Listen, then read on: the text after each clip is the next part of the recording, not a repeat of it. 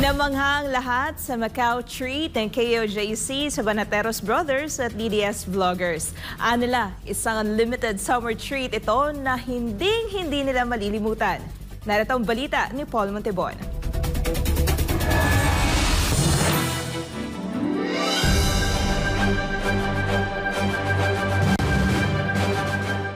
Ang Macau ay hindi lang isang magandang lugar upang manirahan at magtrabaho.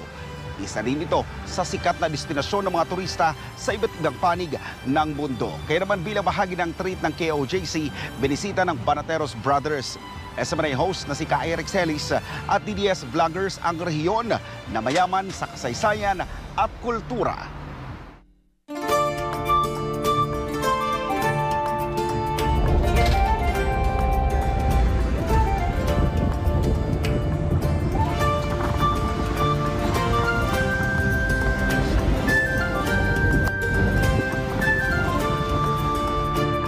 Hindi pa nagtatapos ang summer treat ng Kingdom of Jesus Christ para sa mga kaibigang vloggers, Banateros Brothers, SMNI hosts at anchors sa Hong Kong trip nito dahil sunod na tinungo ng grupo ang Macau.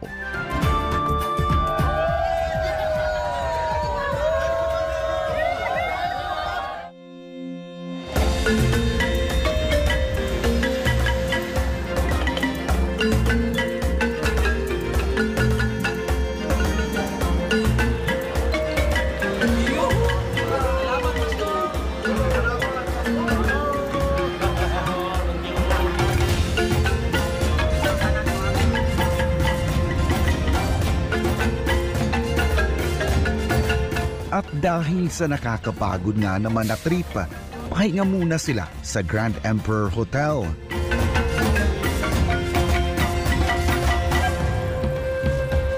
Kakaiba ang hotel na ito dahil ang flooring, gold. Take note, hindi lang basta gold, kundi 1 kilogram gold bar ang flooring nito. Amazing, di ba? Pero maya-maya lang, heto. Isang espesyal na salo-salo ang ibinigay ng KOJC para sa mga bisita.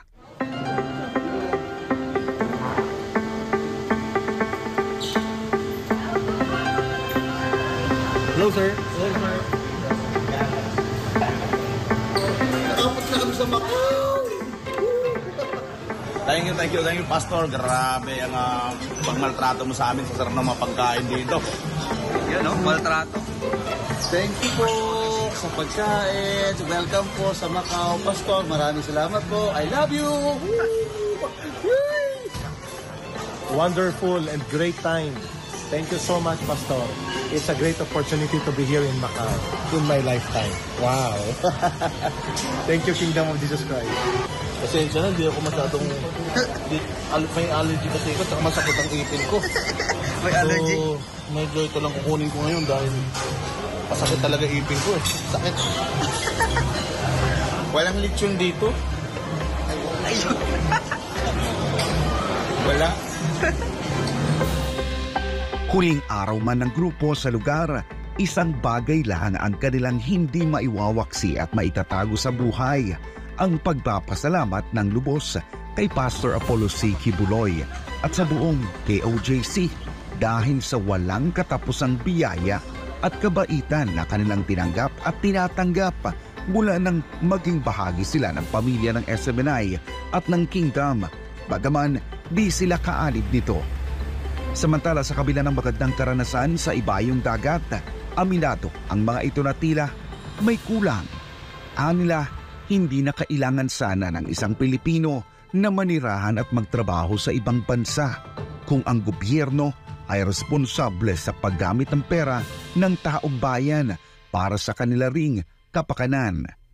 Bilib sila sa narating ngayon ng The Kingdom of Jesus Christ dahil sa nagawa nitong maitaas ang level ng bansang kaharian sa pamamagitan ng pagkakaisa mula sa maayos at mahusay na pamumuno ni Pastor Apollo C. Kibuloy. Siguro maganda na kung darating yung panahon na si Pastor Apollo Kibuloy ay mapapawalang sala sa lahat ng mga bintang sa kanya, I think it's about time na yung government natin may pag-usap sa kanya at tingnan kung ano ba yung mga ginawa niya, bakit naging sobrang successful nila despite the fact na may scarcity in terms of funds, na sila kailangan pa nila magtulong-tulong para lang masustain nila yung lifestyle nila. Samantalang mga Pilipino, meron tayong gobyerno na lahat ng resources nasa kanila.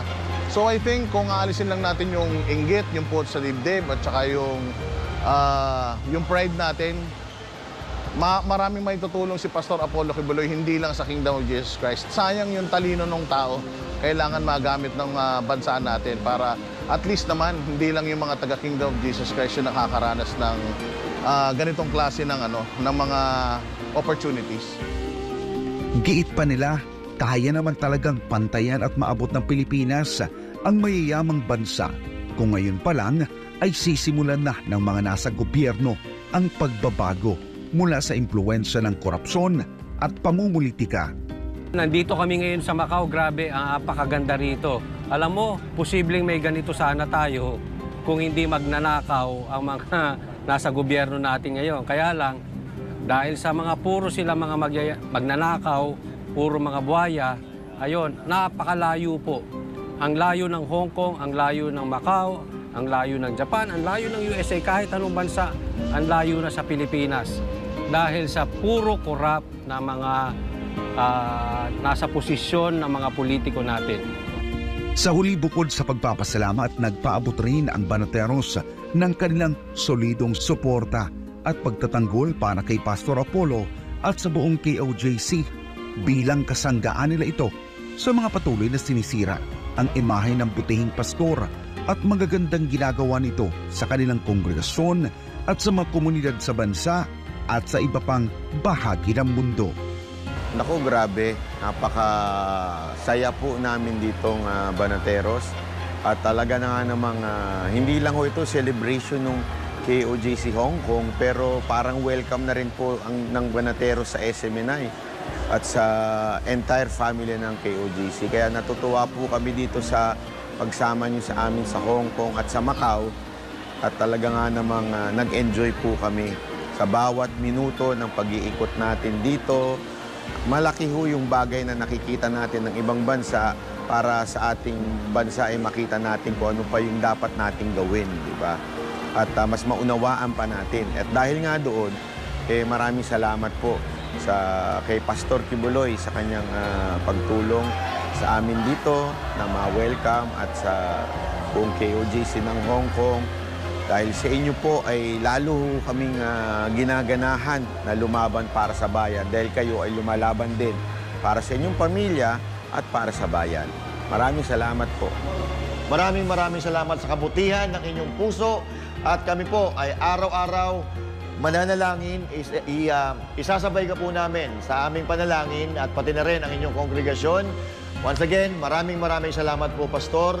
Hayaan niyo po, nandito po kami. Kami po ay magtatanggol sa inyo dahil alam namin na ikaw ay walang kasalanan, malinis ang konsensya, mabuti ang puso at higit sa lahat, marami ang natulungang Pilipino, pati mga ibang lahi sa iba't ibang panig ng mundo. Ipagpatuloy niyo po ang inyong ginagawa dahil kami po ay nasa likod ninyo sa suporta at kami po ang bahala sa mga sumisira sa inyo.